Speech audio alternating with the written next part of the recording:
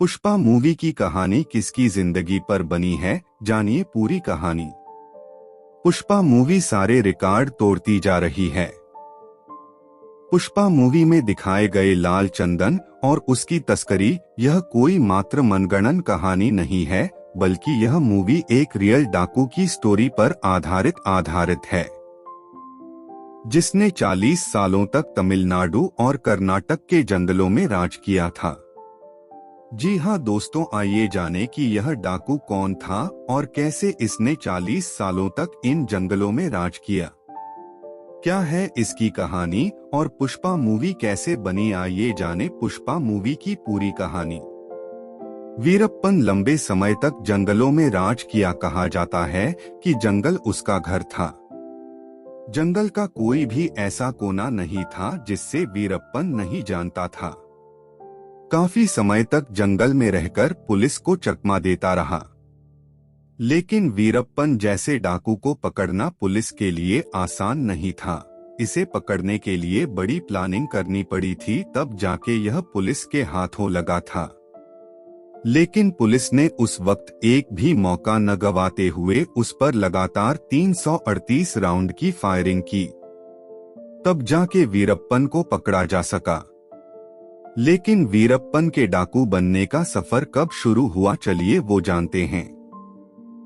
वीरप्पन के डाकू बनने का सफर कब शुरू हुआ? इसकी कहानी 1962 से ही शुरू हो चुकी थी, जब यह महज 10 साल का था।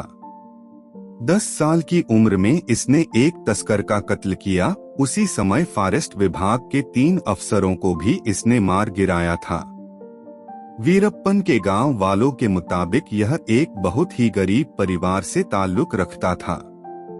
आपको जानकर हैरानी होगी, इसे फॉरेस्ट विभाग के कुछ अफसरों ने ही इसे तस्करी करने के लिए उकसाया था। लेकिन जब यह स्मगलिंग करके खूब पैसा कमाने लगा, तो इसे मारने के चक्कर में अधिकारी खुद इसके पीछे पड़ गए। इसके बाद वीरप्पन अपनी जान बचाने के लिए जंगलों में भाग गया और फिर एक नई कहानी शुरू हुई। जंगलों में रहते रहते इसने 17 साल की उम्र में पहले हाथी को मारा। इसने तकरीबन 2000 हाथियों को मारा और कहा जाता है कि वो हाथियों के सिर के बीचों बीच गोली मारा करता था और उनके दांतों की स्मगलिंग किया करता था। इसके अलावा तमिलनाडु और कर्नाटक में पाए जाने वाले बेशकीमती लाल चंदन की भी स्मगलिंग करता था। चंदन की लकड़ी को काटकर उसकी तस्करी करना उसका खेल था। जब कभी भी कर्नाटक की पुलिस इसे पकड़ने जाती थी, तो यह भागकर तमिलनाडु के बॉर्डर को क्रॉस कर लेता था। इसके बाद पुलिस वाले बॉर्डर के नियमों को मानते हुए बॉर्डर क्रॉस नहीं करते थे, और बिल्कुल इसी तरह यह तमिलनाडु पुलिस के साथ भी करता था। जब भी कोई इसके खिलाफ जाता या इसे पकड़ने की कोशिश करता, तो वीरप्पन उसे सीधे मौत के घाट उतार देता था। अब तक यह इसने करीब 184 लोगों को मार चुका था। पैसा के लिए यह बड़े बड़े लोगों का अपहरण करता था और पैसे न देने पर उन्हें मार देता था। लेकिन इन सब के अलावा वीरप्पन को नाम कमाने का भी शौक था। वो चाहता था कि देश का बच्चा बच्चा उसे जाने, और इसीलिए एक उसने रजनीकांत जैसे सुपरस्टार को भी किडनैप करने की कोशिश की, लेकिन उसका प्लान फेल हो गया। लेकिन फिर एक बार सन 1997 में कन्नड़ फिल्म के बहुत बड़े सुपरस्टार राजकुमार को किडनैप कर इसी जंगल में आंख पर पट्टी बांधकर घसीटते हुए लाया गया, और जैसे ही यह न्यूज बड़े बड़े मीडिया चैनलों द्वारा दिखाया गया कि मशहूर सुपरस्टार राजकुमार का वीरप्पन द्वारा अपहरण कर लिया गया, देश में हड़कंप मच गया। अब लोग वीरप्पन का नाम जानने लगे तथा उसकी दहशत लोगों में फैल गई। वीरप्पन ने राजकुमार को छोड़ने के लिए 50 करोड़ की मांग की।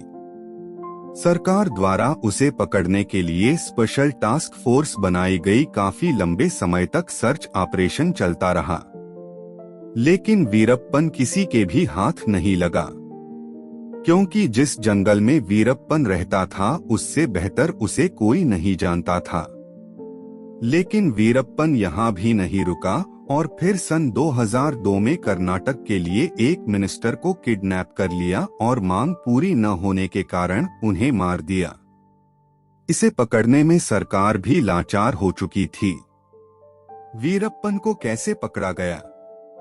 सरकार ने वीरप्पन को पकड़ने के लिए 5 करोड़ रुपए का इनाम रखा, लेकिन इसका भी कोई फायदा नहीं हुआ।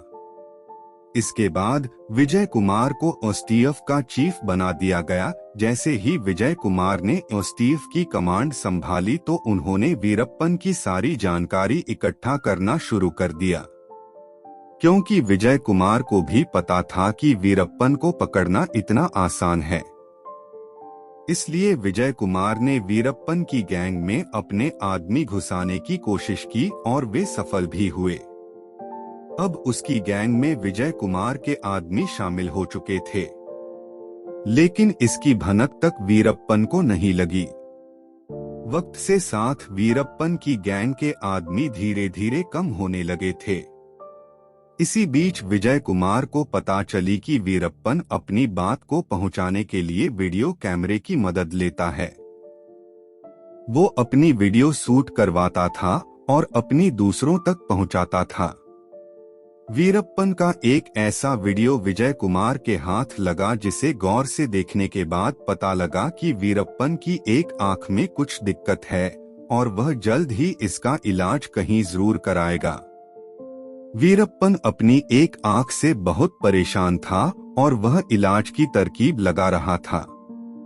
इसी बीच जो वीरप्पन की गैंग में विजय कुमार के आदमी शामिल थे, वो वीरप्पन को उकसाने लगे कि यदि जल्दी ही उसने अपनी आंख का इलाज नहीं कराया तो उसकी आंख खराब हो सकती है।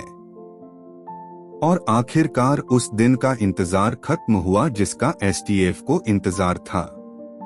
वीरप्पन को पकड़ने की सारी तैयारी हो चुकी थी। वीरप्पन की गैंग में शामिल विजय कुमार के आदमी ने वीरप्पन को बताया कि सड़क किनारे एम्बुलेंस आएगी और उसे ले जाएगी, लेकिन असलियत में वह कोई एम्बुलेंस नहीं थी, बल्कि वह पुलिस की गाड़ी थी जिसमें विजय कुमार के ड्राइवर और आदमी थे। वीरप्पन और उसके कुछ साथी जंगल से निकलकर एम्बुलेंस में बैठ गए और एम्बुलेंस चल पड़ी, लेकिन कुछ दूर जाने के बाद इसके ड्राइवर ने गाड़ी रोक दी और ड्राइवर तथा वार्डन दोनों उतरकर भाग गए और जहां पर गाड़ी रोकी वहां पहले से ही बहुत सारे पुलिस वाले छिपे हुए थे। जैसे ही गाड़ी रुकी पुलिस वाले ने फायरिंग शुरू कर दी। लगातार 338 राउंड की फायरिंग की गई, लेकिन इनमें से केवल 2 गोली ही वीरप्पन को लगी और इस तरह से वीरप्पन एनकाउंटर में मारा